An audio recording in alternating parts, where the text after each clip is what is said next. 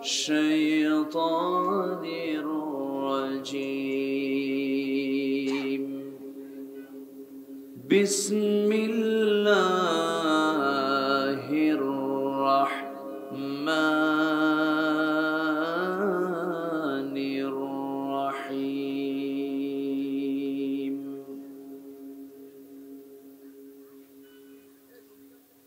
إن الإنسان خلق هلوعا إذا مسه الشر جزوعا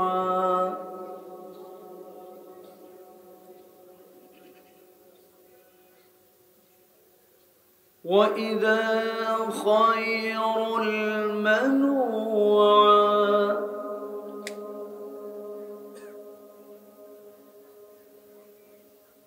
وإذا مسه الخير منوعا إلا المصلين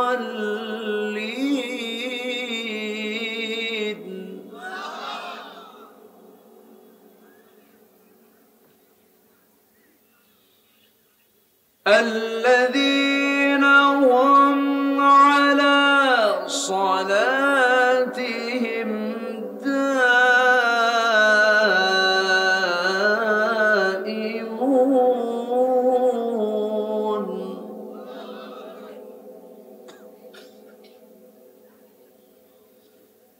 والذين في أموالهم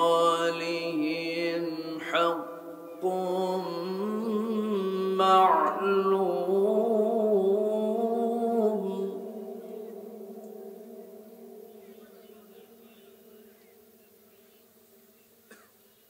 للسائل والمحروم والذين يصدقون بيوم الدين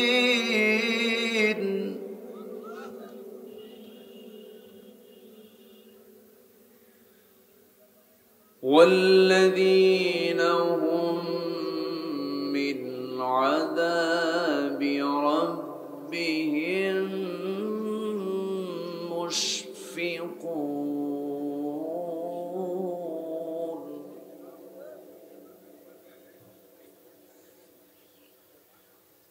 الله أكبر. بسم الله الرحمن الرحيم.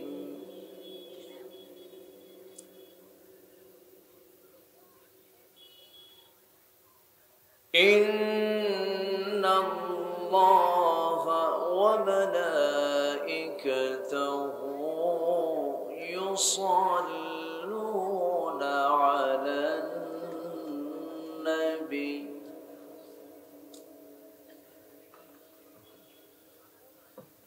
يا أيها الذين آمنوا صلوا عليه وسلموا تسليما.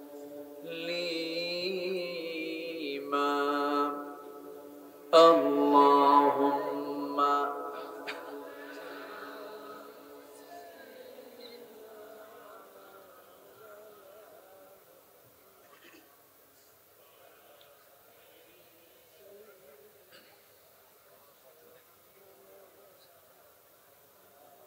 একটু মহব্বত দিয়ে নবীর প্রেমে মাতোয়ারা হয়ে আওয়াজ দিয়ে জোরালো কণ্ঠে সবাই বলুন আল্লাহুম্মা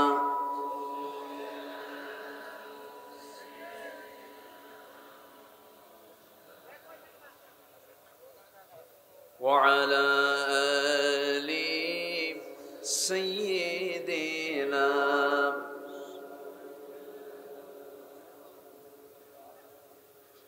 জীবনে কখনো তুমি মিথ্যা বলনি, তাই তো তোমায় পেতে কাঁদে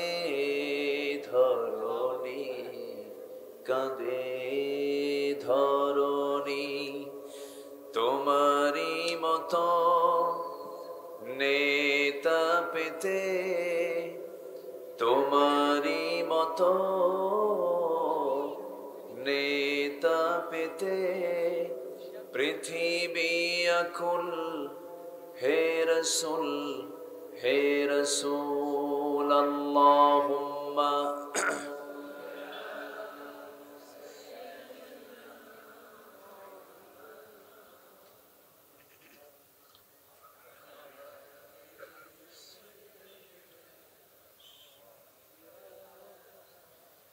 সবাই বলুন বালাগাল উলা বিকামালিহি কাশাফাত তুজা বিজামালিহি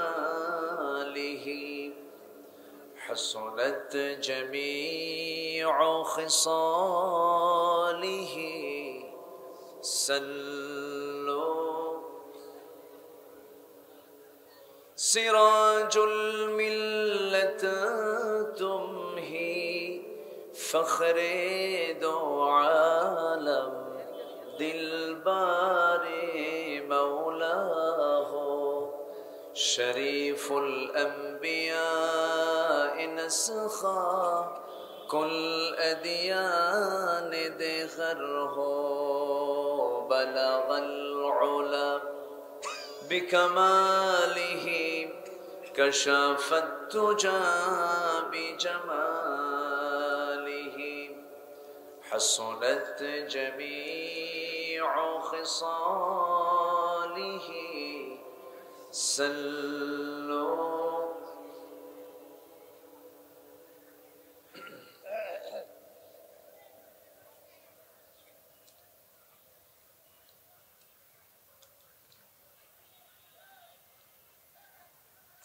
খুলনা অঞ্চলের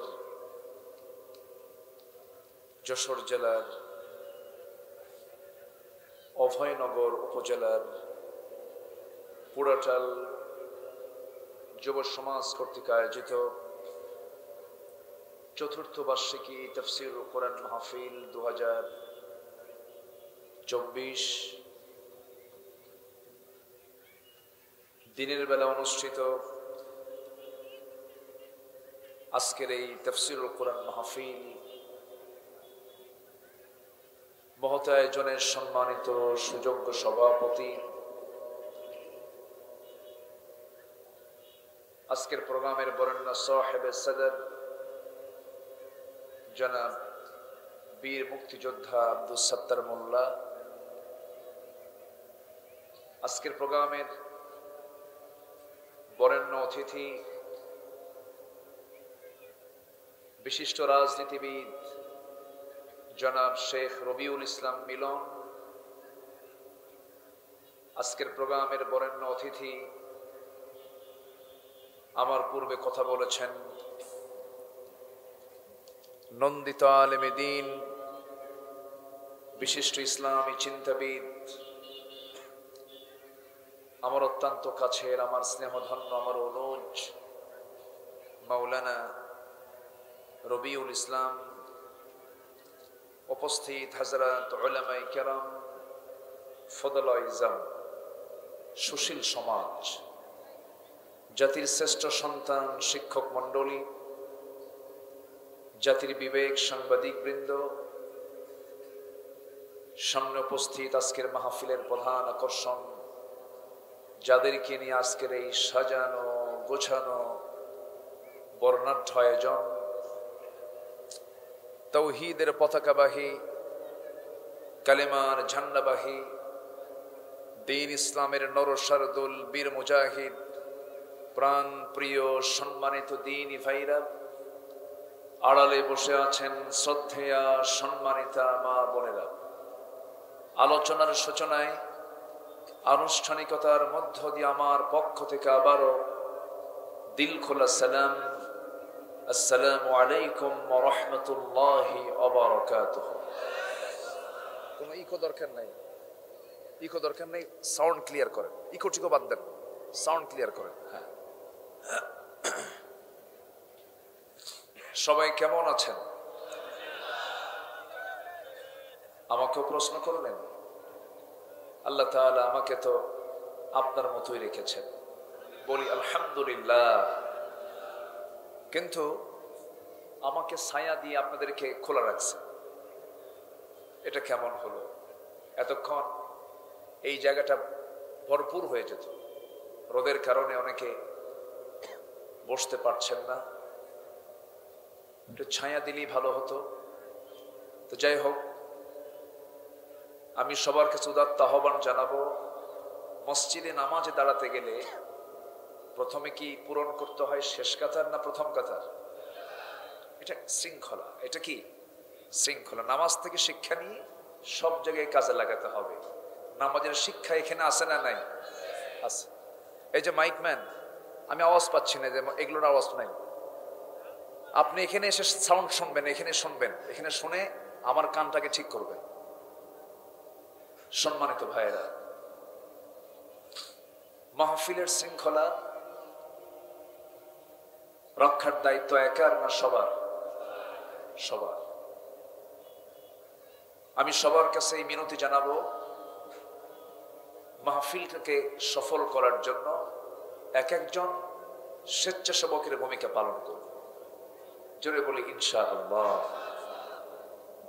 মহান রব্বুল আলামিনের অশেষ শুকরিয়া যে তিনি আমাকে আপনাকে এমন সুন্দর আয়োজনে আসার বসার তৌফিক দিয়েছেন। শুকরিয়া আদায় করছি, মুহাব্বাতান জোরালো কণ্ঠে বলে উঠছি আলহামদুলিল্লাহ। আবারও বলছি আলহামদুলিল্লাহ। চিৎকার মেরে বলছি আল্লাহুম্মা ইন্নী আসআলুকা আল হুদা ওয়াত তুকা ওয়াল আফাফা ওয়াল গিনা। সবাই বলি আল্লাহুম্মা লাকা আসলামতু ওয়া বিকা আমানতু ওয়া আলাইকা তাওয়াক্কালতু ওয়া ইলাইকা আনাবতু ওয়া বিকা খাসামতু। আমরা আল্লাহ তাআলার শুকর আদায় করে নিলাম। সম্মানিত হাজিরিন, আমি সেখান থেকে কথা বলতে চাচ্ছি যেখান থেকে আমার অভ্যাস অনুযায়ী আমি তেলাওয়াত দিয়ে শুরু করেছি। আসুন সোজা সেই তেলাওয়াতকৃত আয়াতের দিকে চলে যাই। সূরাতুল মাআরিজ। সূরাতুল মাআরিজ থেকে আমি কিছু আয়াতে কারিমা তেলাওয়াত করেছি। আল্লাহ রাব্বুল আলামিন এখানে মানব প্রকৃতির কিছু দিক তুলে ধরে জান্নাতি বান্দার কিছু বৈশিষ্ট্য আল্লাহ তাআলা এখানে তুলে ধরেছেন, যে 9টি বৈশিষ্ট্য বান্দার মধ্যে উপস্থিত থাকলে সে বান্দাটার জন্য আল্লাহ তাআলা নিজে জান্নাতের দরজায় পৌঁছায় দিবে। জোরে বলি সুবহানাল্লাহ। তাহলে কথাটার ভিতরে গুরুত্ব আছে না নাই বলেন তো? আছে। এই পাশে কথা বলা যাবে না, এই যে কথা বলা যাবে না। আর মেহেরবানি করে, হ্যাঁ মেহেরবানি করে এখানে আসলে পরে দুটো বিষয় মাথায় রাখতে হবে। একটা বিষয় হলো চুপ থাকা। একটা বিষয় কি থাকা বলেন তো? চুপ থাকা। আর আরেকটা বিষয় হলো মনোযোগ সহকারে আমলের নিয়তে শোনা। এই দুটো যদি না ঠিক থাকে তাহলে মাহফিল আর বাজার এক হয়ে যাবে। কথা বোঝেন নাই? বাজারে কথা বলে একজন না সবাই? মসজিদে কথা বলে কয়জন? মাহফিলে কথা বলতে হবে কয়জনের? একজন। একটু মেহেরবানি করে বসো। সম্মানিত ভাইয়েরা, আমরা যে সমাজে বসবাস করছি এই সমাজের নাম হলো মুসলিম সমাজ। কি সমাজ বলেন তো? আমরা এখানে মুসলিম না? এখানে সংখ্যাগরিষ্ঠ কারা? না, আমি মাইকের আওয়াজটা খালি স্যামসুন করে, এরকম তো মহা মুশকিল।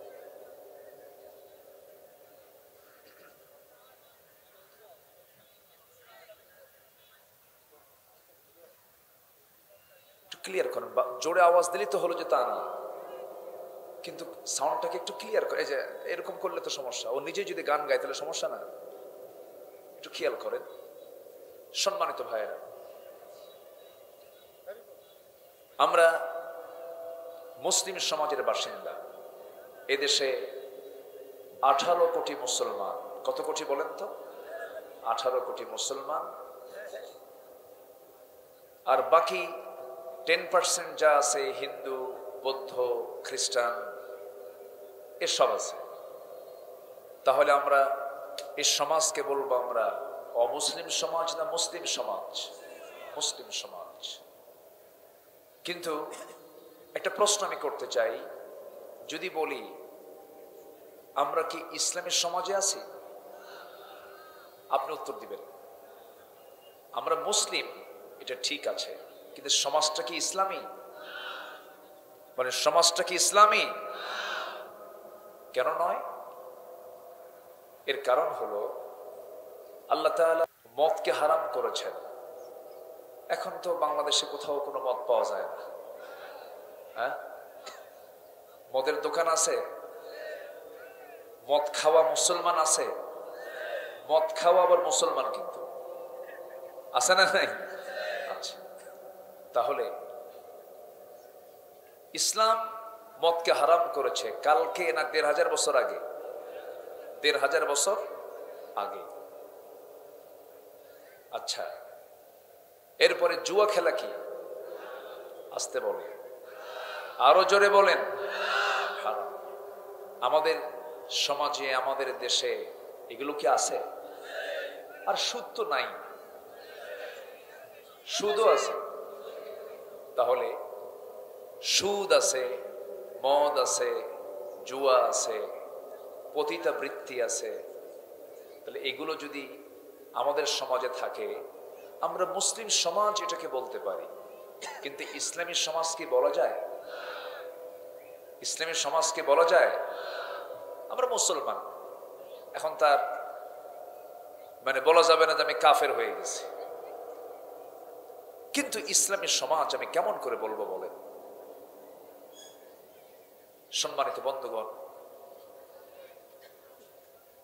হক একটু কথা বলতে গেলে একটু কারো গায়ে যদি লেগে যায়, এতে তো আমার কিছু করার যায়। কোরআন যা বলবে আমাকে তো তাই বলতে হবে। এর বাইরে কি আমি যেতে পারবো? কোনো ব্যক্তিকে সন্তুষ্ট করে কোনো কথা বলা যাবে? সম্মানিত ভাইয়েরা, একটু মনোযোগ দিয়ে কথাগুলো শুনবেন। আমি মুসলিম, কিন্তু ইসলামকে কিছু মানি আর কিছু মানি না। এটা কি একজন আদর্শ মুসলিমের এটা বৈশিষ্ট্য? আমার দেশে কিছু মুসলমান আছে, কেউ পরিপূর্ণ মানতে চায় ইসলামকে, আর কেউ আংশিক মানতে চায় ইসলামকে। কিন্তু আংশিক মানার নাম কি মুসলমান? ইসলামকে মানতে হবে আংশিক না পুরোপুরি? পুরোপুরি। আল্লাহ রাব্বুল আলামিন বলেন, ইয়া আইয়ুহাল্লাযীনা আমানু দুখুলু ফিস-সিলমি কাফা ওয়া লা তাত্তাবি'উ খুতুওয়াতিশ শাইতান ইন্নাহু লাকুম আদুউম মুবিন। জোরে বলুন আল্লাহু আকবার। ইসলামের ভিতরে তোমরা পরিপূর্ণ দাখিল হয়ে যাও। আংশিক ঢুকবে, আংশিক ঢুকবে না, আংশিক মানবে, আংশিক মানবে না, এটা কখন আল্লাহ তাআলা কবুল করবেন না। আল্লাহ তাআলা কবুল করবেন তখন যখন আমি ইসলামটাকে পরিপূর্ণরূপে মানব। ইসলামের কিছু অংশকে কিন্তু অন্য ধর্মের মানুষও মানে। যেরকম আল্লাহকে কিন্তু শুধু মুসলমান বিশ্বাস করে না, ইহুদিরাও কিন্তু বলে আল্লাহ আছে, খ্রিস্টানরাও কিন্তু বলে আল্লাহ আছে। ওরা কি আল্লাহকে অস্বীকার করে? কিন্তু ওদের আল্লাহকে বিশ্বাস করার কোনো দাম নাই আল্লাহর কাছে, কারণ তারা আল্লাহকে বিশ্বাস করতে নিয়ে বলে وقالت اليهود عزير ابن الله وقالت النصارى মাসীহু ইবনুল্লাহ। ইহুদিরা বলে উযায়ের হলো আল্লাহর ছেলে, নাসারা যারা খ্রিস্টান যারা তারা বলে ঈসা হলো আল্লাহর ছেলে। তারা আল্লাহকে বিশ্বাস করলো ঠিক, কিন্তু আল্লাহর সঙ্গে শরীক স্থাপন করে বলল উযায়ের হলো আল্লাহর ছেলে, ঈসা হলো আল্লাহর ছেলে। ঈমান আছে না গেছে? ঈমান আছে? ঈমান নাই। ইসলামকে আংশিক মানার কোনো সুযোগ নেই। সমাজে কিছু মুসলমান আছে আমাদের দেশেই, দেখবেন শয়তানকেও খুশি রাখে, আল্লাহকেও খুশি রাখে, দুই দিকেই থাকে। ওই বেচারির মতো এক বেচারি মসজিদে নামাজ পড়তে গেছে কুরবানির আগের জুম্মায়। তো জুমার খুতবায় খতিব তো কুরবানির সম্পর্কে আলোচনা করতেছেন। আলোচনার এক পর্যায়ে বলে ফেললেন, কোরবানির তাৎপর্য নিয়ে এত গুরুত্ব দিলেন,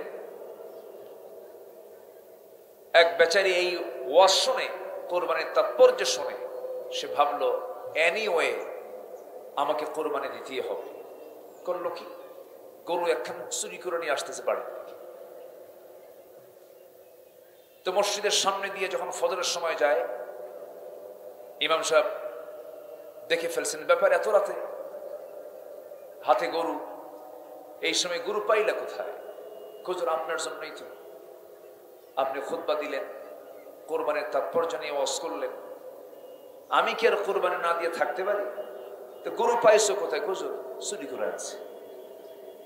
চুরি করে এনে তুমি কুরবানি দেবে, এই কুরবানি কি হবে? হুজুর আমিও জানি কোরবানি দিতে গেলে চুরি করা গরু দিয়ে কোরবানি হবে কিনা সন্দেহ, তবে আমি একটা হিসাব করছি। হিসাবটা হলো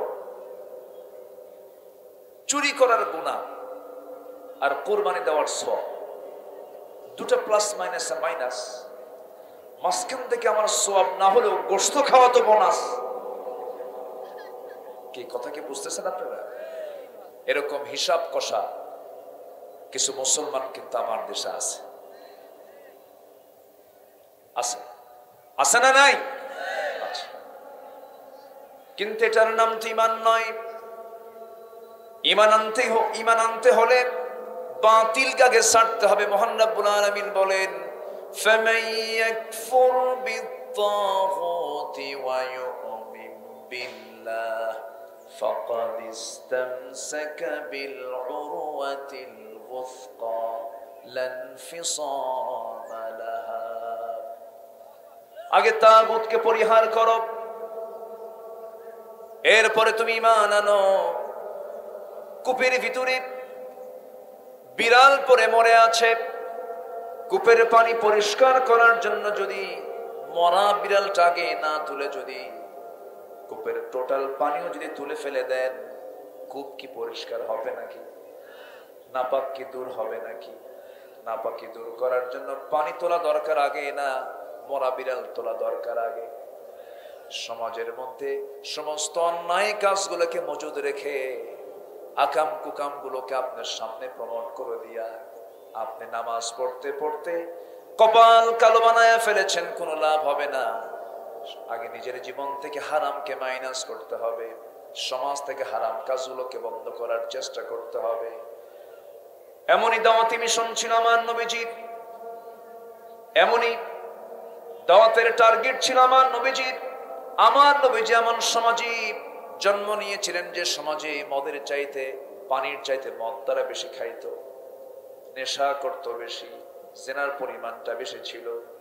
ভাঙ্গা পাতিলকে কেন্দ্র করে যুগের পরে যুগ যারা যুদ্ধ লেগে রাখতো, সেই সমাজে জন্ম নিয়েছেন মুহাম্মদুর রাসূলুল্লাহ সাল্লাল্লাহু আলাইহি সাল্লাম।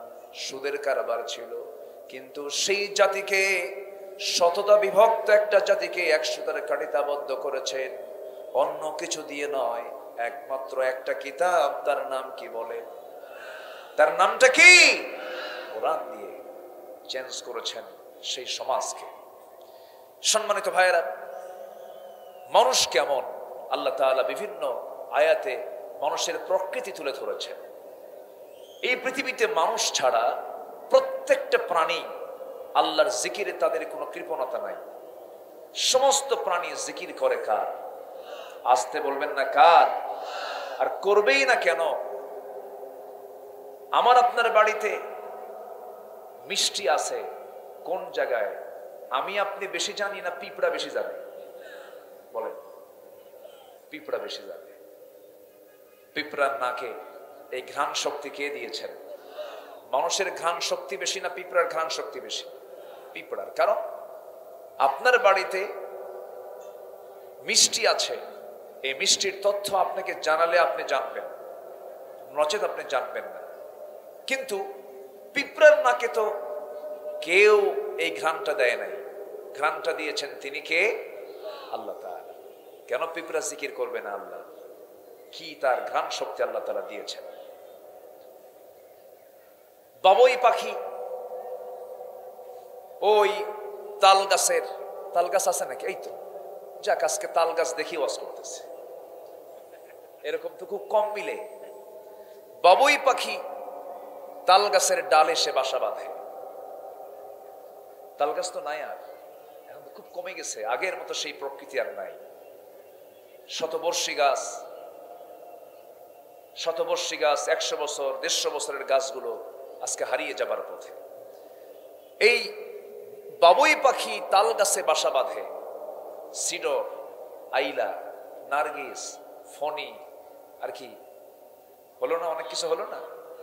আমার আপনার বাড়ি কিন্তু সব সাফ, কিন্তু তাল গাছও আছে, তাল গাছের আগায় বাবুই পাখির ঘরও আছে, কোনো সমস্যা নাই। এবং তার লাইফ স্টাইল কি? সে স্থলভাগে চড়ে না, স্থলভাগে সে চলাফেরা করে না। তার লাইফ স্টাইল হলো তার রুম থেকেই সে বিমানে ফ্লাইটে ওঠে, আবার সে ফ্লাইটেই ল্যান্ডিং করে সে তার বাসায়। কেউ তো সুবহানাল্লাহ বললেন না? তাহলে তার ওড়া চলাফেরা সবকিছু পৃথিবীর কোনো মন্ত্রী পারবে? আজ থেকে পৃথিবীর কোনো মন্ত্রী পারবে? পৃথিবীর কোনো শক্তিশালী কোনো পাওয়ারফুল কোনো ব্যক্তি পারবে? অথচ বাবুই পাখি বিশাল বড় না ছোট্ট বড়? ছোট্ট প্রাণী। এই ছোট্ট প্রাণীটা ওই বাবুই পাখির বাসা থেকে প্রত্যেকদিন সকালবেলা বের হয়ে যায়, শূন্য পেটে, পেটে কোনো খাবার নাই। আবার দুপুরবেলা খাবে, তার জন্য কোনো জোগানও নাই, কোনো খাদ্য গুদামও নাই, কোনো মজুদকরণ নাই, কিচ্ছু নাই। আল্লাহর জিকির করতে করতে সুন্দর করে তার মোটর দানার মতো ব্রেনের মধ্যে বিমান সিস্টেম করা আছে, হাতের পাখাটা বের করে দিল, বিমান চালু করলো, ফ্লাই করে উঠতে উঠতে উঠতে উঠতে বাবুই পাখি সকাল থেকে সন্ধ্যা পর্যন্ত ভরা পেটে খাবারগুলো খেয়ে আল্লাহ আল্লাহ জিকির করে আবার সে তার বাসায় ঢুকে গেল। জোরে কোন সুবহানাল্লাহ। লা তাফকাহুনা তাসবিহাহুম, তোমরা তাদের তসবির ভাষা বুঝো না, তারা কি পরিমাণ জিকির আল্লাহর করে। জোরে কোন সুবহানাল্লাহ। পিঁপড়া যে কথা বলে আমরা অনেকে জানি না। পিঁপড়ার সাথে কথা বলেছেন একজন পয়গম্বর, সেই পয়গম্বরের নাম কি বলেন তো? ওয়াজ তো সবাই জানে, ওয়াজ আর কি করবো আমি? কি সুন্দর করে এত জোরে জবাবটা দিল, আমি তখন ওয়াজের ভাষাই ভুলে যাচ্ছি। তাহলে পিঁপড়ার সঙ্গে কথা বলেছেন মানে কি পিঁপড়ার নিজস্ব একটা ভাষা আছে না নাই? আছে। পিঁপড়ার সাথে কথা বলেছেন কোন পয়গম্বর? সুলাইমান আলাইহিস সালাতু ওয়াস সালাম। তার কান আবার আল্লাহ তাআলা কি রেখেছিলেন, তিনি পিঁপড়ার ভাষাটাও বুঝতেন। আমার বন্ধুগণ, পিঁপড়া কোনিয়াক উপত্যকায় দাঁড়িয়েছিল। হ্যাঁ, কি বলবো? ও আচ্ছা, যে মাননীয় আজকের প্রোগ্রামের সম্মানিত বরেণ্য প্রধান অতিথি পীরজাদা শাহ ফরিদ জাহাঙ্গীর সাহেব, তিনি আজকের মাহফিলের প্রধান অতিথি, তিনি আসছেন। আমরা বলি আলহামদুলিল্লাহ, জোরে বলি আলহামদুলিল্লাহ। যে উনি বসবেন, আমরা যথারীতি আলোচনার দিকে আস্তে আস্তে ফিরে যাব। আমার আলোচনার শেষ দিকে উনি ওনার সৌজন্য কথা বলবেন। জোরে বলি ইনশাআল্লাহ, আরো জোরে বলি ইনশাআল্লাহ। আমার দিকে তাকান, একটু মেহেরবানি করে বসুন। আমাদের এই অভয়নগর উপজেলার মাননীয় উপজেলা চেয়ারম্যান মহোদয়কে আমরা জি আলহামদুলিল্লাহ, বসেন, ফদ্দল। আমরা শুভেচ্ছা জানাচ্ছি তিনি এই মাহফিলে এসে এই মাহফিলকে ধন্য করলেন, এই প্রোগ্রামে এসে মাহফিলকে তিনি প্রাণবন্ত করলেন, এই মাহফিলে এসে তিনি এই প্রোগ্রামকে উজ্জীবিত করলেন, এই মাহফিলের সৌন্দর্য তিনি বাড়িয়ে দিলেন। সম্মানিত হাজিরিন, আমরা এখন কোরআনে কারীমের আলোচনা শুনছি। আমি কিন্তু শুরুতেই বলেছি, কোরআনের হক আদায় করতে গেলে সেখানে দুটো কাজ করতে হবে। একটা হলো চুপ থাকা, আরেকটা কি মনোযোগ সহকারে শোনা। আমি চেয়ারম্যান মহোদয়ের কাছ থেকে একটু সময় চেয়ে নিচ্ছি যে আমি আলোচনার শেষে, আমার আলোচনার শেষে দয়া করে আপনি কথা বলবেন। আমরা এখন মাঝ পথে আছি, আলোচনার একটা মিডল পয়েন্ট আমরা আছি। এরপর আমরা শেষের দিকে যখন যাব, মোনাজাতের আগ দিয়ে আমাদের উপজেলা চেয়ারম্যান মহোদয় তিনি কথা বলবেন। জোরে বলি ইনশাআল্লাহ, জোরে বলি ইনশাআল্লাহ। তাহলে কোন নবী পিঁপড়ার সঙ্গে কথা বলেছেন বলেন তো আবার? সুলাইমান। আমরা কি পিঁপড়ার ভাষা বুঝি? আচ্ছা, ওর হাঁটার কোন আওয়াজ আমাদের কানে আসে? ওর হাঁটার আওয়াজই কানে আসে না, ওর কথা আমরা বুঝবো কি? ছোট্ট প্রাণী। সুলাইমান ছিলেন পৃথিবীর সবচেয়ে বড় শাসক, এবং তিনি যে লাইফ লিড করেছেন, কিয়ামত পর্যন্ত কোন মানুষ এমন আধুনিক লাইফ লিড করতে পারবে না। সুবহানাল্লাহ বলবেন না? সুলাইমানের মতো একটা আধুনিক জীবন যাপন পৃথিবীর কোন শাসকের পক্ষে সম্ভব নয়। আজ থেকে 4000 বছর আগে তিনি ফ্লাইটে চড়তেন, তার সিংহাসনে চড়তেন, এক সকাল সন্ধ্যায় তিনি গোটা দুনিয়া ঘুরে তার বাসায় ঢুকতেন। জোরে কোন সুবহানাল্লাহ। বাইতুল আকসা নির্মাণ করেছেন কোন পয়গম্বর বলেন? সুলাইমান আলাইহিস সালাতু ওয়াস সালাম। 4000 বছর আগের কথা বলছি। কিন্তু তিনি জিনদেরকে অর্ডার দিয়েছিলেন, জিনরা বাইতুল আকসার নির্মাণ কাজে তাদেরকে, সুলাইমান আলাইহিস সালাম তাদেরকে অর্ডার দিয়েছিলেন, তার অর্ডারকে ফলো করে তারা নির্মাণ কাজ শুরু করেছিল। সম্মানিত ভাইয়েরা, সেই সুলাইমান আলাইহিস সালামের রাজত্ব গোটা পৃথিবী জুড়ে ছিল। তার বাবাও ছিলেন বড় একজন শাসক, এবং তিনিও ছিলেন বড় একজন শাসক। আল্লাহ তাআলা তার বাবার হাতকে এতটাই শক্তিশালী করেছিলেন যে লোহা তার হাতের মধ্যে আসলে কাদার মতো নরম হয়ে যেত। জোরে বলি সুবহানাল্লাহ। তো তিনি একদিন উপত্যকা দিয়ে যাচ্ছিলেন, তো পিঁপড়া তার কর্মীদের, জনগণকে বলছে, উদখুলু মাসাকিনাকুম, হে আমার পিঁপড়ার সমস্ত লোকেরা, পিঁপড়ার দলেরা, তোমরা সবগুলো তোমাদের বাসার মধ্যে ঢুকে যাও, কারণ সুলাইমান তার বাহিনী নিয়ে আসতেছে, আমাদের এই উপত্যকা দিয়ে যাবে, পদপিষ্ট হয়ে তোমরা মারা যাবে। এই কথাটা শুনতে পেয়েছেন কানে কোন পয়গম্বর? সুলাইমান আলাইহিস সালাম। তিনি ওই পিঁপড়ার যে লিডার, তারকে হাতের মধ্যে তুললেন, ফাতাবাসসামা দাহিকান, এবং মুস্কি মুস্কি হাসি মারলেন। জোরে কোন সুবহানাল্লাহ। তাহলে তাদের রাজত্বটা কি বিশাল ছিল যে একটা পিঁপড়ার খবরও তার কানে যেত। আল্লাহু আকবার বলে। এমন কোন রাজা কি পৃথিবীতে আছে? কেউ কে আসবে কখনো? আসবে না। সাইয়েদনা ওমর রাদিয়াল্লাহু তাআলা আনহু তিনি বলেছেন, ফোরাতের তীরে একটা কুকুর যদি অনাহারে মারা যায়, আর ইরাকের রাস্তা খারাপের কারণে যদি একটা উট গর্তের মধ্যে পড়ে গিয়ে তার পা যদি ভেঙে ফেলে, কিয়ামতের দিন উটের পা কেন ভাঙলো আর কুকুর কেন অনাহারে মারা গেল, এটার জন্য আমাকে কিয়ামতের দিন আল্লাহর সামনে জবাবদিহি করতে হবে। তারা শাসন করেছেন খেদমতের মানসিকতা নিয়ে, শাসকের মানসিকতা নিয়ে নয়, শোষণের মানসিকতা নিয়ে নয়। তারা দেশ শাসন করেছেন খাদেমের পরিচয় দিয়ে, খেদমতের পরিচয় দিয়ে। ঠিক কিনা? সম্মানিত ভাইয়েরা, কেন? এর কারণটা হলো তারা সব ছিলেন কার গোলাম? আসতে বলবেন না, কার গোলাম? হুকুম মেনে চলেছেন কার? দুনিয়াতে দু শ্রেণীর মানুষ, একটা হলো ভালো, আরেকটা কি মন্দ। একটা হলো সমাজের শান্তি আনতে চায়, আরেক শ্রেণী হলো সমাজের অশান্তি আনতে চায়, অশান্তি আনতে চায়। একটা পক্ষ হলো ন্যায়ের পক্ষে, আরেকটা পক্ষ হলো অন্যায়ের পক্ষে। সম্মানিত ভাইয়েরা, আমরা যদি ভালো কিছু পেতে চাই, আমরা হুকুমটা মেনে চলবো কার? আসতে বলবেন না কার? আল্লাহ রাব্বুল আলামিন বলেন, মানুষ কেমন তোমরা শুনে নাও।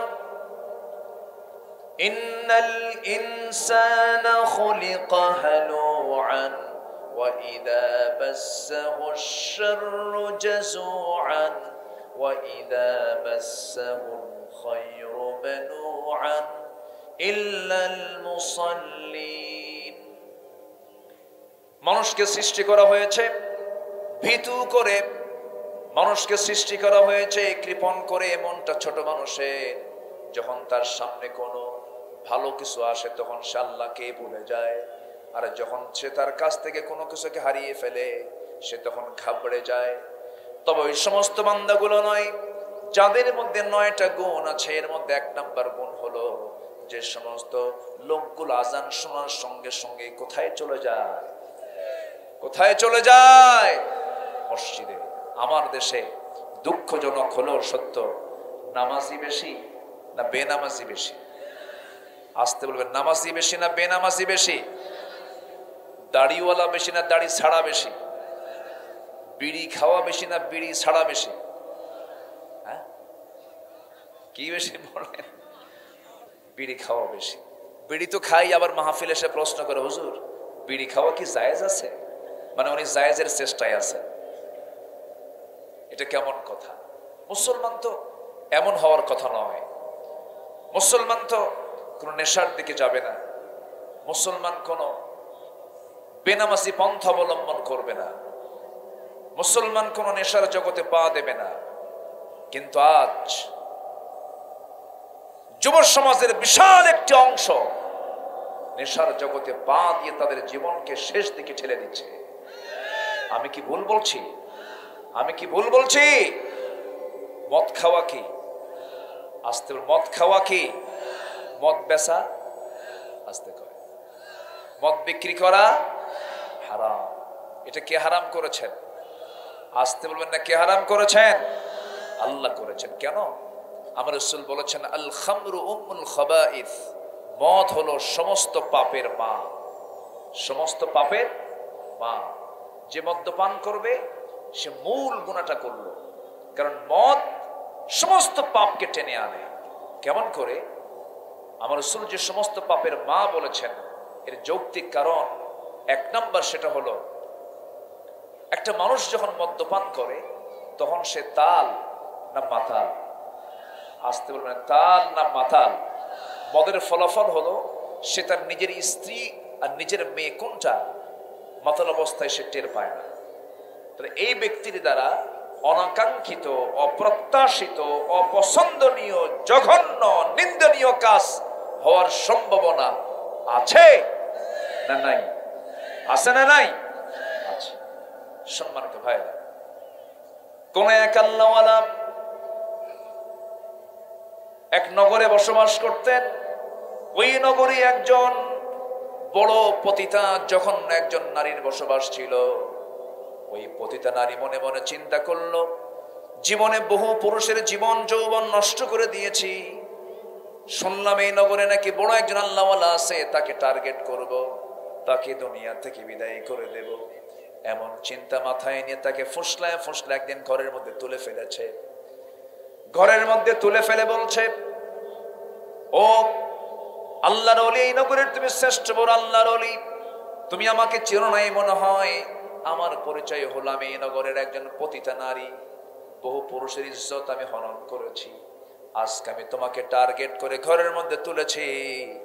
আমি তোমাকে 3টা প্রস্তাব দিব, যে কোনো একটা প্রস্তাব তোমাকে মানতেই হবে। যদি মানো আমি তোমাকে ছেড়ে দেব, যদি না মানো এমন চিল্লান দেব নগরের সমস্ত মানুষ তোমার সামনে হাজির হবে, তোমার মান ইজ্জত সব চলে যাবে। আল্লাহওয়ালা বলছেন কি করতে হবে বলো। তার সামনে মদের বোতল রেখে দিয়েছে, বলতেছে নাম্বার 1 হলো এই মদের বোতল থেকে তোমাকে মদ্যপান করতে হবে, নচেৎ তা যদি না খাও আমার সঙ্গে জেনার কাজে লিপ্ত হতে হবে। না, এই যে একটা ছোট্ট শিশু দাঁড়ায় আছে, কে খুন করতে হবে। এই 3টা প্রশ্ন যখন করা হলো, ওই আল্লাহর ওলি মনে মনে চিন্তা করছেন কি করব কি করব। খুন তো করাই যাবে না, কারণ খুনের শাস্তি হলো এত ভয়াবহ। যদি কোনো বান্দাকে অন্যায় করে খুন করে ফেলে, ইসলাম তাকেও দিয়েছে কিসাসের হুকুম, তাকেও দুনিয়া থেকে বিদায় করে দাও। কুতিবা আলাইকুমুল কিসাস, এটা তো করাই যাবে না। নাম্বার 2 হলো জিনা করলে তো ঈমান থাকে না, জিনা করার তো কোনো প্রশ্নই আসে না। মনে মনে চিন্তা করেন মদ পান করা হারাম, মদের বোতল তো সামনে আছে, এটাও হারাম, কিন্তু আমাকে তো বাঁচতে হবে মনে করে মদের বোতলটা তিনি এক ঢোক যখন মেরে দিয়েছে, মদ্যপানের সঙ্গে সঙ্গে ফলাফল হলো তাল না মাতাল। আসতে বলবেন না, তাল না মাতাল? মাতাল হয়ে গেছে। মাতাল হওয়ার সঙ্গে সঙ্গে যে পরবর্তী 2টা কাজ, এই মদ্যপান হলো, মদ্যপানের সঙ্গে সঙ্গে পরবর্তী 2টা কাজ, জেনা হয়েছে, খুনও হয়েছে। জাস্ট আমি বোঝানোর জন্য বললাম, মদ আছে যেখানে, জেনা আছে সেখানে, জেনা আছে যেখানে, খুন আছে সেখানে। যুবকদেরকে আমি করজোরে মিনতি করি, যুবকরা তোমার যৌবনকে কাজে লাগাও। মরে যাবা, বুড়ো হয়ে যাবা, আফসোস করবা, কোনো লাভ হবে না। এই যৌবনকে কাজে লাগাতে হবে। নেশার জগতে পা দিবা না, সেই বন্ধুকে নির্বাচন করবা না যে বন্ধু তোমাকে বিপদগামী করে ফেলবে। সেই বন্ধুর সংস্পর্শ নিবা না যে বন্ধু তোমাকে খারাপ পথে নিয়ে যাবে। কারণ দুনিয়াতে যার একটা ভালো বন্ধু আছে, কিয়ামতের দিন তার উপকারে আসবে। কারণ কোন ভালো বান্দা যখন জান্নাত পেয়ে যাবে, সেদিন আল্লাহ তাআলা সেই জান্নাত প্রাপ্ত বান্দাকে বলবেন, এইদিকে আয় বান্দা, তোর কি জান্নাত হয়েছে নাকি? হ্যাঁ, জান্নাত হয়ে গেছে। তুই একা যাস কেন? তোর দুনিয়ার জীবনে যে সমস্ত বন্ধুগুলো ছিল তাদেরকে সহ তুই জান্নাতে নিয়ে যা। গাঁজা খাওয়া বন্ধু, আজ থেকে গাঁজা খাওয়া বন্ধু। যুবকরা তোমরা যৌবনকে কাজে লাগাবি, নোংরার সময় ব্যয় করবা না, বিবাহ পূর্ব কোন রিলেশন করবা না। আমার চোখে আমি দেখি নাই কখনো অবৈধ রিলেশন করে যে সন্তানগুলো পরিবারে জন্ম নেয়, এরা আল্লাহওয়ালা হয় না। কারণ প্রথম ভিতটা বৈধ হওয়া উচিত, প্রথম ভিতটা সুন্দর শরীয়ত সম্মত হওয়া উচিত। জিনার দিকে যাবে না, জিনা তোমাকে ধ্বংসের দিকে নিয়ে চলে যাবে। নোংরামের দিকে যাবে না, কোন নেশার দিকে যাবে না, মাস্টারবেশন করতে পারবা না, পর্নোগ্রাফি দেখবা না, তোমার ফ্রন্টাল সেলগুলো নষ্ট হয়ে যাবে, যৌবন শক্তি তুমি হারায়া ফেলবে। কোন নেশার জগতে পা দিবে না, ওই নেতৃত্ব মানতে যাবে না যে নেতৃত্বে নামাজ নাই, যে নেতা তোমাকে মদের বোতল তুলে দেয়, যে নেতা তোমাকে নারী তুলে দেয়, যে নেতা তোমাকে নামাজের জন্য বলে না, ওই সমস্ত নেতার মুখে আমরা জুতা মারি, ঠিক কিনা?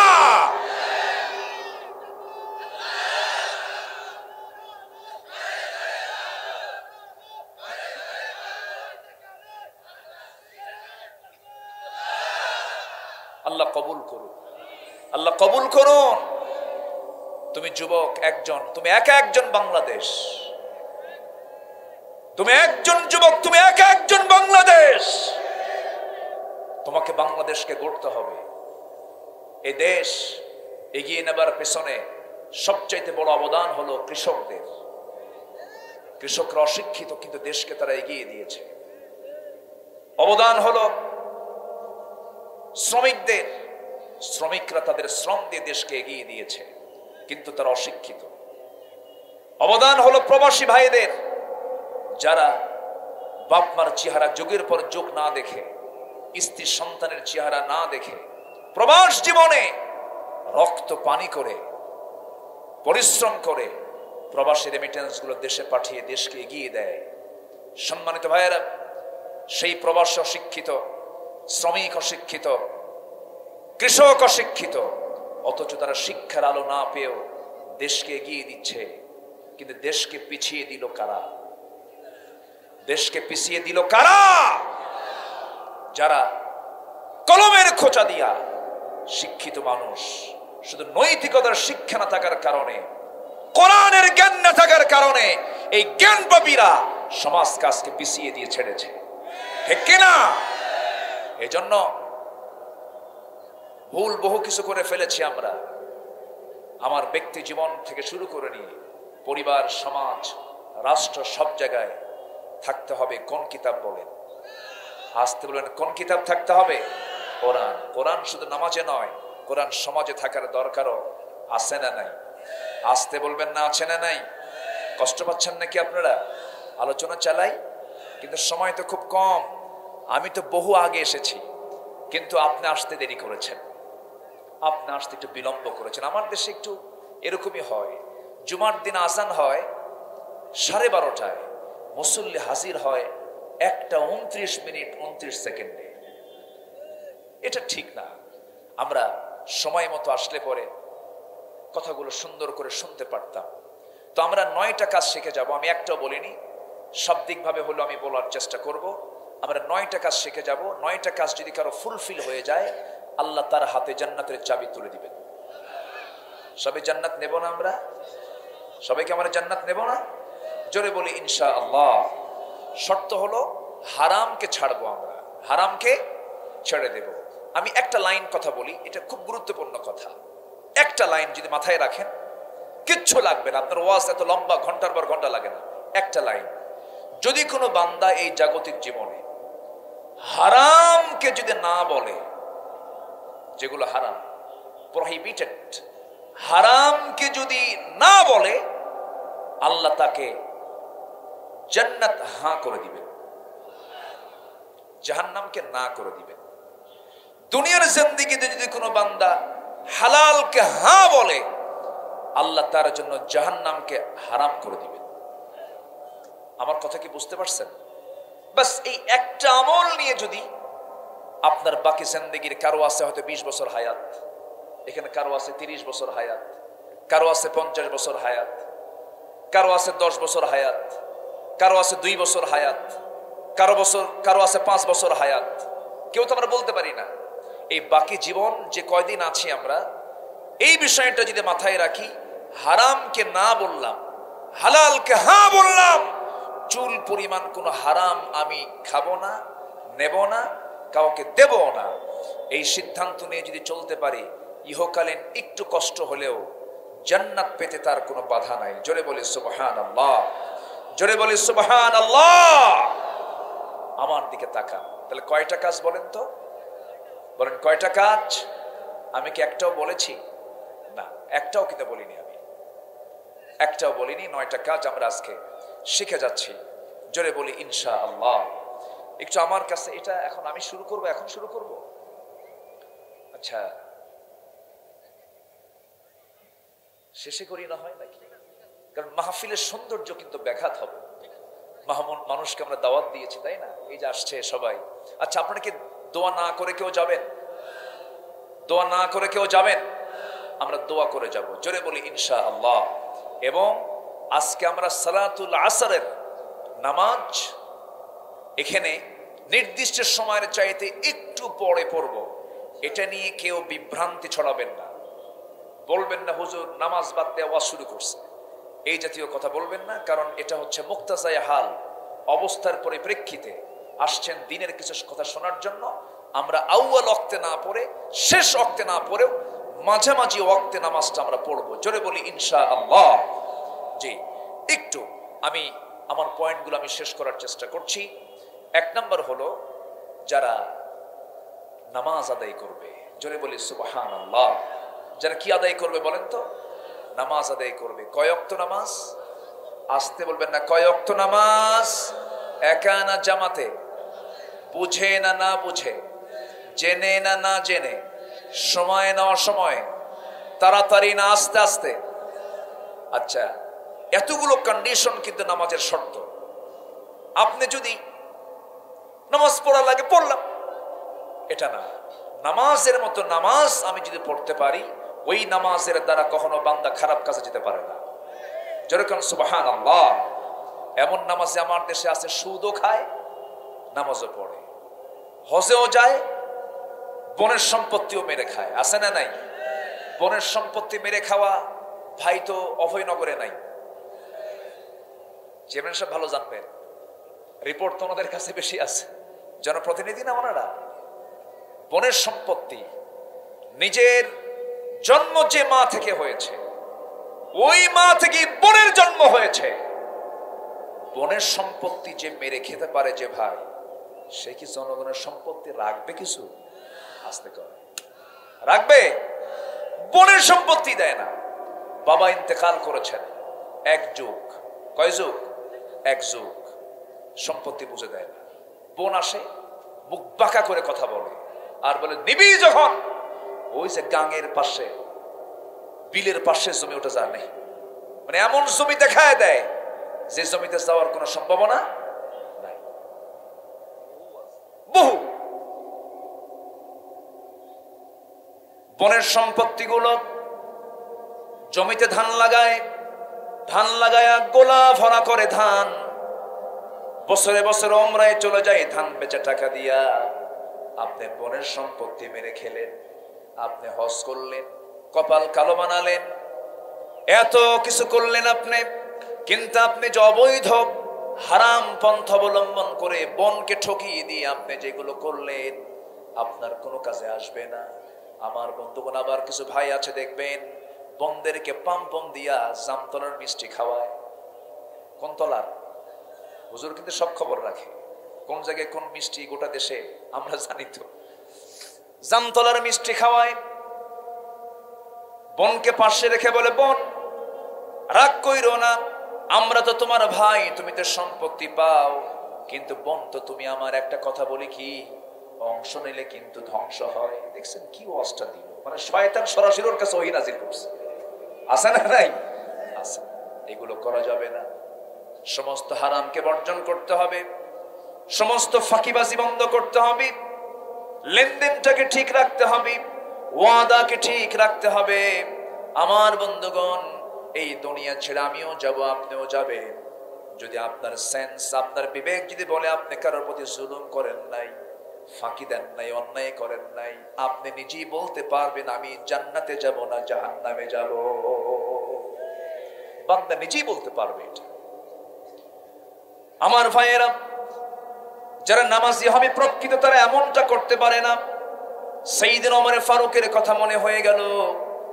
তার শাসন আমলে তিনি যখন 40টা রাষ্ট্রের যখন রাষ্ট্রপ্রধান, অর্ধ দুনিয়া তিনি চালান, তার কুঠির ঘর ছিল। একদিন তিনি করলেন কি, রাষ্ট্রের পক্ষ থেকে তিনি এক বোতল তিনি মধু পেয়েছেন, মধু নিয়ে বাড়িতে এসে বউকে বললেন, বউ আমার, এই যে মধুর বোতল তোমাকে দিলাম, আমি সহ আমার যারও 4 জন প্রতিবেশী আছে, 5 জনের মতো এই জায়গায় আছে, 5টা সুন্দর করে সমান ভাগ করবি, ভাগ করে একটা অংশ আমাদের জন্য রেখে সমান 4 ভাগ করে 4 বাড়িতে দিয়ে আসবা তুমি। বউয়ের হাতে মধু হস্তান্তর করার সঙ্গে সঙ্গে বলছেন, বউ আমার মন খারাপ করো না, মধুর বোতলটা আমাকে আবার ব্যাগ দিয়ে দাও। তিনি আবার ফেরত নিলেন। বউটা মন খারাপ করলেন, হারে আমার স্বামী আমাকে বিশ্বাস করলো না। কিন্তু সাইয়েদনা ওমর ফারুক রাদিয়াল্লাহু আনহু কেন মধুর বোতল ব্যাগ করলেন, হাতের মধ্যে নিলেন। দেখেন সেই মধুর বোতলটা নিয়ে তিনি চলে গেলেন এক প্রতিবেশীর ঘরে। ঘরে গিয়ে বলছেন, শোনো মধু, শোনো আমার প্রতিবেশী, এই যে মধুর বোতল তোমাকে দিয়ে গেলাম, মধুটাকে সমান 5 ভাগে ভাগ করে তুমি একটা অংশ নিয়া আমাকে একটা অংশ দিয়া সব প্রতিবেশীর ঘরে ঘরে মোট 5টা সমান ভাগে ভাগ করে দিয়ে দিবা, আমি তোমাকে দায়িত্ব দিলাম। সাইয়েদনা ওমর ফারুকের হাতে তার অংশ দিয়ে গেল। মধুর বোতল হাতের মধ্যে নিলেন, মধুর বোতল হাতের মধ্যে নিয়ে বউয়ের সামনে গিয়ে সালাম দিলেন।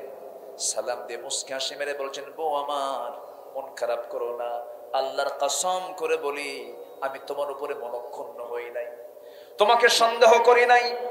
আমি রাষ্ট্র চালাই, তুমি আমার পরিবার চালাও, আমি রাষ্ট্র চালাই, তুমি আমার ছেলে মেয়ের রান্না বান্না কাপড় চোপড় ধোয়ার ব্যবস্থা করো, আমার জন্য বিশাল বড় সহায়ক হয়ে যায়, তুমি আমার ফ্যামিলির সমস্ত দায়িত্ব পালন করো, আমি তোমাকে ভালোবাসি।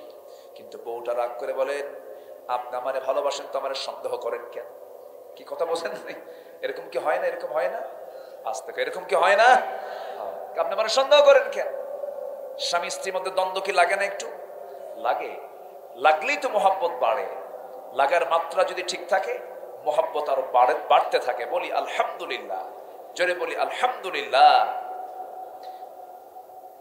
অনেক লম্বা কথা ছিল, শর্ট করে বলছে যে কোনো সময় আজান হয়ে যাবে। আমার বন্ধুগণ, সাইয়েদনা ওমর ফারুক রাদিয়াল্লাহু তাআলা আনহু বললেন, বউ আমার শোনো, আমি তোমার কাছ থেকে মধুর বোতল তোমাকে সন্দেহ করে নেই নাই, ওজনে কম বেশি দেবে তাও ভাবি নাই, কিন্তু মধু আমি যখন তোমার কাছ থেকে ফেরতটা নিয়ে যখন অন্যজনকে দায়িত্ব দিয়েছি, কেন? এর কারণটা হলো, হেতুটা হলো, এই মধু হলো তরল জিনিস। এই তরল জিনিস যখন ভাগ করতে যাবে, সমান ভাগে ভাগ করলা ঠিক আছে, তুমি যখন ভাগ করতে যাবে তোমার হাতের স্পর্শ লাগবে, অন্তত তোমার হাতের মধ্যে 1 ফোঁটা হোক, 2 ফোঁটা হোক, 3 ফোঁটা হোক মধু তোমার হাতের মধ্যে বেশি লেগে যাবে। এই 2 ফোঁটা 3 ফোঁটা মধু আমাদের ভাগে বেশি আসুক এটা চাই নাই মনে করে মধু ভাগের দায়িত্ব দিয়েছি প্রতিবেশীর কাঁধে। একটু জোরে বলি সুবহানাল্লাহ। জান্নাত মিলবে কি এমনি এমনি? এমনি এমনি জান্নাত মিলবে না। সাইয়েদনা ওমর ফারুক রাদিয়াল্লাহু তাআলা আনহু, রাষ্ট্রের তিনি প্রধান ব্যক্তি। 1 কার্টুন ভরা খেজুর চলে আসছে রাষ্ট্রের। তার ছোট্ট ছেলে, নাবালক ছেলে গিয়ে দৌড় মেরে গিয়ে কার্টুন থেকে একটা খেজুর তুলে নিয়ে মুখের মধ্যে তুলে দিয়েছে। সাইয়েদনা ওমর ফারুক মুখের মধ্যে নখ ঢুকায় খেজুরটা বের করে বলেন, মান করে চলে যা, এই জায়গা থেকে খেজুর খাওয়া যাবে না। পাঠায়া দিলেন। সন্তানের কান্না দেখে স্বামীকে ডাক দিয়ে বলছেন, স্বামী আমার, একটা খেজুরই তো সে তার মুখে নিয়েছিল, আমরাও তো খেজুর অংশে পাবো, আপনি তার মুখ থেকে খেজুর বের করে নেওয়ার কি দরকারটা ছিল? সে তো কান্নাকাটি করে। সাইয়েদনা ওমর ফারুক বলছেন, আমার স্ত্রী শোনো, আমরাও খেজুর অংশে পাবো, কিন্তু যে খেজুরটা সে মুখে নিয়েছে ভাগে যে ওই খেজুরটাই মিলবে তার গ্যারান্টি কি? এই জন্য আমি আগে দিতে দেই নাই। যেরকম সুবহানাল্লাহ। সাইয়েদনা আলী রাদিয়াল্লাহু তাআলা আনহু, শীতকাল, শীতের সময় প্রচন্ড ঠান্ডার ভিতরে সাইয়েদনা আলী রাতের বেলা থরথর করে কাঁপতেছেন। একজন খলিফাতুল মুসলিমিন পাশে হাজার হাজার কম্বল স্তূপ করা, রাষ্ট্রের কম্বল জনগণের মাঝে এটা বিতরণ করা হবে। আলীকে বলা হলো, আলী, শীতের কারণে থরথর করে কাঁপো, তুমি হলে রাষ্ট্রপ্রধান, এই যে কম্বলগুলো আছে কম্বল একটা গায়ে দিলে হয় না? সাইয়েদনা আলী বলছেন, শোনো আলী, এমন একটা জায়গার খলিফা, আমি এই জায়গায় যদি একটু এলোমেলো করি সব এলোমেলো হয়ে যাবে। এই যে কম্বলগুলো দেখতে পেতেছো রাষ্ট্রের কম্বল, আমি হয়তো একটা অংশে পাবো, ভালো কথা, কিন্তু যে কম্বলটা আমি রাত্রে পরবো কালকে সকালবেলা বন্টন হবে। যে কম্বলটা আমি আজকে পরলাম সেই কম্বলটা আমার ভাগে আসবে, তার গ্যারান্টি কি তোমরা দিতে পারবা না কি? না, আমি আলী ভাগের আগে কোনো কম্বল ব্যবহার করব না। যেরকম সুবহানাল্লাহ। নামাজি বান্দা এমন হবে, নামাজি বান্দা এমন হবে। ওমর ফারুক রাদিয়াল্লাহু তাআলা আনহু অর্ধ দুনিয়ার শাসক, নিজের জন্য ঘোড়া প্রয়োজন, ঘোড়া কিনতে গেছেন। ঘোড়াওয়ালার কাছ থেকে ঘোড়া কিনে নিয়ে টাকা লেনদেন কমপ্লিট করে ফেলেছেন, টাকা দিয়েছেন, ঘোড়াও নিয়েছেন। 2 মাইল 3 মাইল তিনি ঘোড়া দাবড়াইছেন। ঘোড়া যখন চালাইছেন, চালাইতে নিয়ে হঠাৎ করে ওই কেনা ঘোড়ার 4টা পায়ে নষ্ট হয়ে গেল, অকেজ হয়ে ঘোড়া বসে গেছে। ওমর ফারুকের রাগ উঠে গেছে। ঘোড়াওয়ালাকে ডাক দিয়ে বলে, ও ঘোড়া বিক্রেতা, আমি তোমার কাছে টাকা দিলাম, আমি ঘোড়া নিলাম, আমাকে এমন ঘোড়া দিলে যে ঘোড়াটা অকেজ ঘোড়া, অসুস্থ ঘোড়া, তুমি আমাকে এই ঘোড়া দিছো কেন? আমি এই ঘোড়া নেব না। সঙ্গে সঙ্গে বলতেছে, ঘোড়াওয়ালা বলতেছে, ঘোড়া বিক্রেতা বলছে, আমিরুল মুমিনিন, আল্লাহর কসম করে বলি, আমি আপনাকে যে ঘোড়া দিয়েছিলাম সেটা সুস্থ ঘোড়া দিয়েছিলাম, আমি আপনাকে সুস্থ ঘোড়া দিয়েছি, আমি আপনার কাছ থেকে টাকা বুঝে নিয়েছি, আপনি আমার কাছ থেকে ঘোড়া বুঝে নিয়েছেন, আপনার মালিকানায় চলে গেছে, আমি তো আপনাকে অসুস্থ ঘোড়া দেই নাই। ওমর ফারুক খেপে গিয়ে বলছে, তুমি আমার সঙ্গে এগুলো কেন করছো? আমাকে তুমি ধোঁকা দিচ্ছ কেন? এই ঘোড়া আমি নেব না। এখন ওই ঘোড়াওয়ালা বলতেছে, ঠিক আছে, আপনার কথাও ঠিক, আমার কথাও ঠিক, আবার আপনার কথাও বেঠিক, আমার কথাও বেঠিক, চলুন আমরা আদালতে যাই। কোথায় যাই? আদালতে যাই। কে কয়? কে বলে? কে বলে? রাষ্ট্রপতি, খলিফা বলেন না একজন ঘোড়াওয়ালা বলে? একজন ঘোড়া বিক্রেতা বাজারে নিয়ে আসছে ঘোড়া বিক্রি করার জন্য। ঘোড়াওয়ালা বলতেছে খলিফার বিরুদ্ধে চলেন, আদালতে চলেন, আপনারটাও ঠিক নাই আমারটাও ঠিক নাই, চলেন। সেইদিন ওমর ফারুক বলেন ঠিক আছে চলো, আদালতেই চলো, যাই। চলে গেছেন, লোকাল আদালতে গেছেন। তা আদালতের যিনি বিচারপতি জাস্টিস, তিনি চেয়ারে বসা। সেইদিন ওমর ফারুককে দেখি লাফ মেরে দাঁড়ায় গেছে। বলতেছেন আপনি এখানে কেন? তিনি বললেন আমি তো বিচার প্রার্থী হয়ে আসছি, এখন তুমি ওমরকে দেখে বিচার করবে না, তুমি বিচার প্রার্থী দেখে বিচার করো। কি সমস্যা? সব শুনলেন, বাদী বিবাদী দুজনের কাছ থেকে শুনলেন। শোনার পর এই বিচারপতি, যিনি খলিফাতুল মুসলিমিনের অধীনে থাকা একটা আদালতের বিচারপতি, শুনলেন কথাগুলো।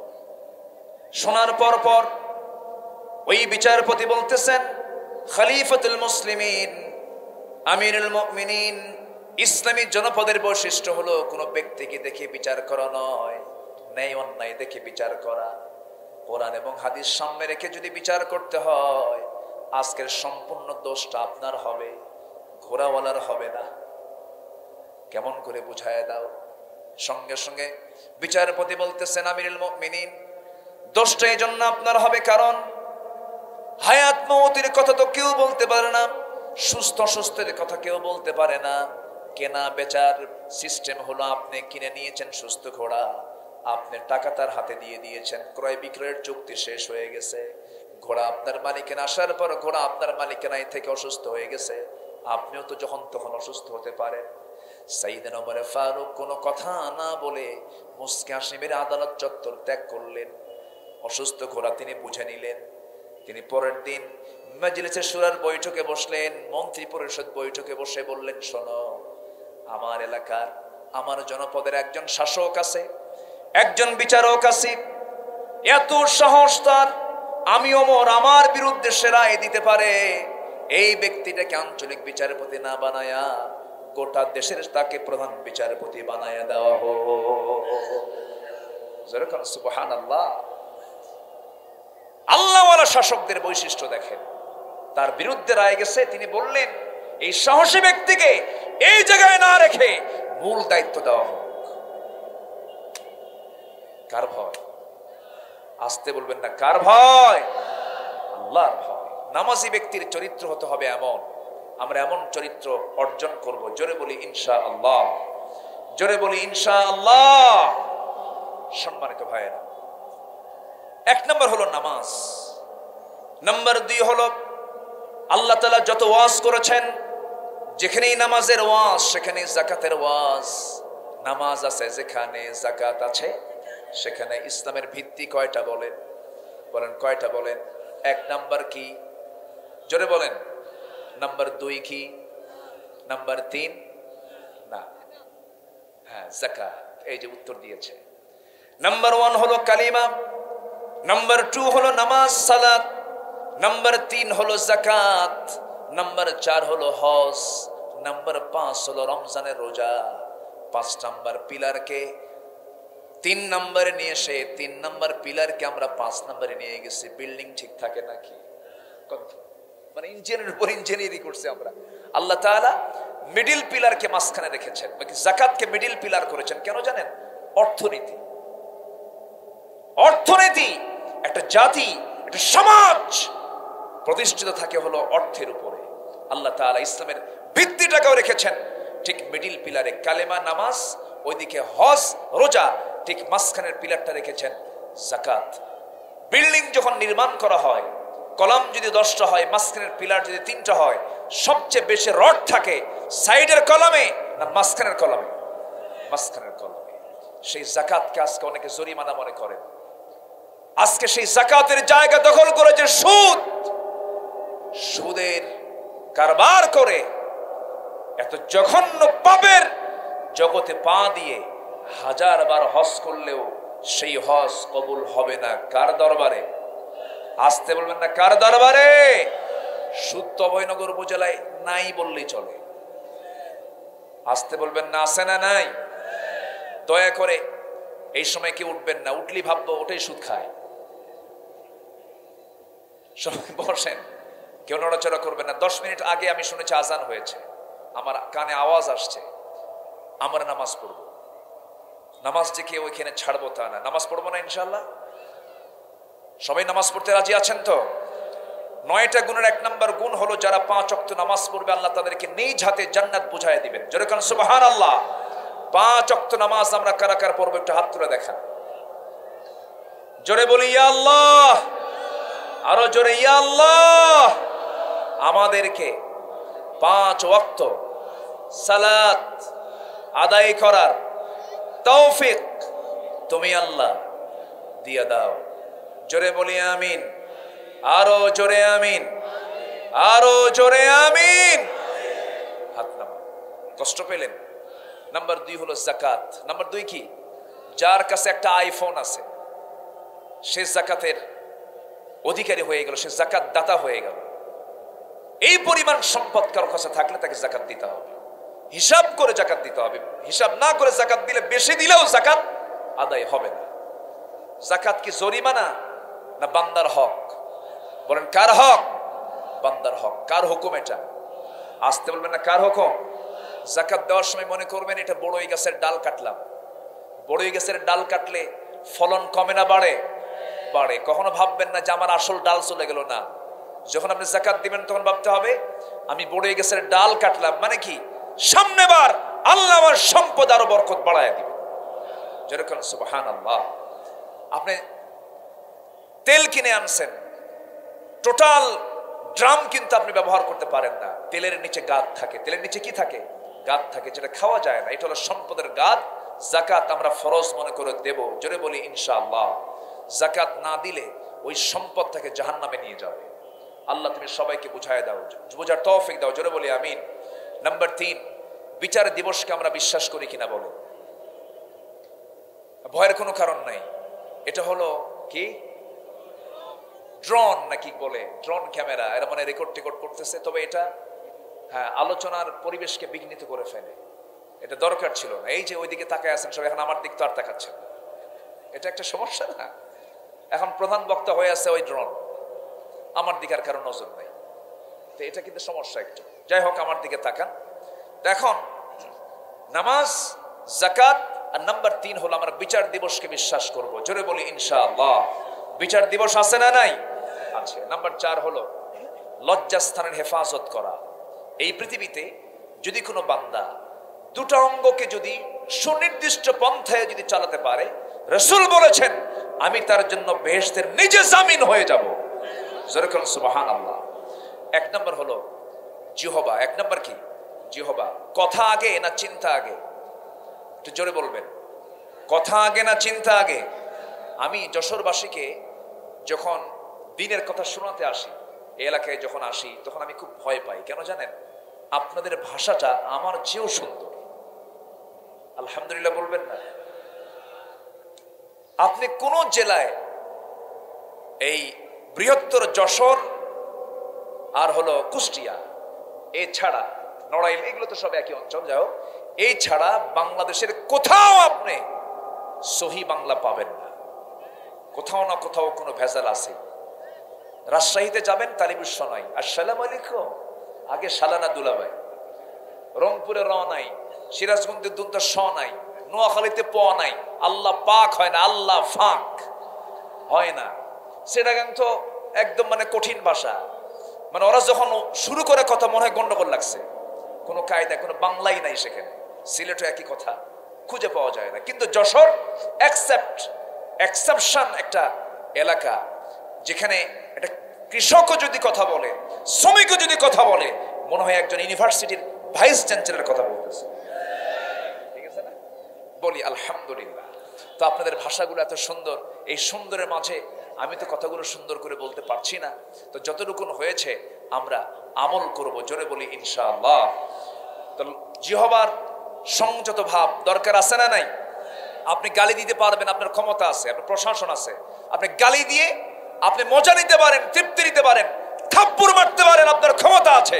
মারলেন না, গালিও দিলেন না, ধৈর্য ধরলেন, আল্লাহ আপনার জন্য জান্নাত বাজেট করবেন। জোরে বলে সুবহানাল্লাহ। লজ্জাস্থানের হেফাজত করা, জিহবার হেফাজত করা। আমানতের খেয়ানত না করা। নাম্বার 7 হলো ওয়াদা রক্ষা করা। নাম্বার 8 হলো সাক্ষ্য দানে অটল থাকা। আমার দেশে মিথ্যা সাক্ষী বেশি না সত্য সাক্ষী বেশি? বলেন বলেন, সত্য না মিথ্যা? মিথ্যা সাক্ষী বেশি। মিথ্যা সাক্ষীতে ভরপুর। যে মিথ্যা সাক্ষী দেবে তার জন্য জান্নাত হারাম হয়ে যাবে। কার কথা? আসতে বলবেন না, কার কথা? আল্লাহর কথা। নাম্বার 9 হলো নামাজ দিয়ে শুরু, নামাজ দিয়ে শেষ। আমরা নামাজের ব্যাপারে যত্নশীল হব। জোরে বলি ইনশাআল্লাহ। আমার নবীজির শেষ সেন্টেন্স, আমার নবীজির মুখ থেকে, শেষ জিহবা থেকে, মুখ থেকে যে কথাটা বের হয়েছিল সেটাই হলো আস-সালাত আস-সালাত আইমা মালাকাত আইমানুকুম। নামাজ আমরা সবাই পড়বো তো ইনশাআল্লাহ? সবাই পড়তে রাজি আছি তো ইনশাআল্লাহ? আমার নবীজি উম্মতকে শুধু বলে গেছেন তোমরা নামাজটা ঠিক রাখো, নামাজটা কন্টিনিউ করো। কারণ জাহান্নামে যাবার 1 নাম্বার কারণ কি বলেন? লাম নাকু মিনাল মুসাল্লিন, আমরা নামাজটা পড়ি নাই। আসুন আমরা আজকের মাহফিল থেকে এই 9টি বিষয়ের শিক্ষা নিয়ে আমাদের জীবনে এগুলো কাজে লাগানোর চেষ্টা করি, এই আশাবাদ কামনা করছি। এবং এই সমাজে নামাজ চালু হোক। সবাই চান না ইনশাআল্লাহ? সবাই চান না ইনশাআল্লাহ? আজান হবে, নামাজ চালু মানে কি জানেন? আজান হওয়ার সঙ্গে সঙ্গে সব কাজ বন্ধ, সব কোথায় চলে যাবে? নামাজে, মসজিদে চলে যাবে। এমন একটা পরিবেশ আমরা দেখতে চাই। সবাই দেখতে চান তো ইনশাআল্লাহ? আল্লাহ কবুল করুন। জোরে বলি আল্লাহুম্মা আমিন।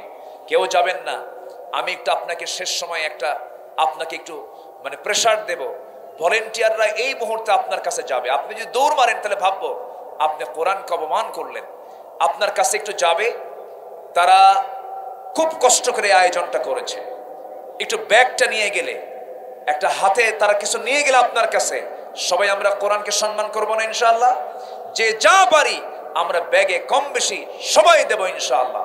একটা লোক উঠবেন না, কেউ উঠে যায় বসেন, একটু মেহরবানি করে বসেন, কেউ উঠবেন না। জিকির করেন সুবহানাল্লাহ আলহামদুলিল্লাহ। ভলেন্টিয়াররা সামনে পেছনে সাইড থেকে সব দিক থেকে নেমে পড়ুন। আমার মা বোন যে যারা আছেন মেহরবানি করে সবাই দিল থেকে দেওয়ার চেষ্টা করবেন। আল্লাহ তুমি সবাইকে দিল থেকে দেওয়ার তৌফিক দাও। জোরে বলি আল্লাহুম্মা আমিন।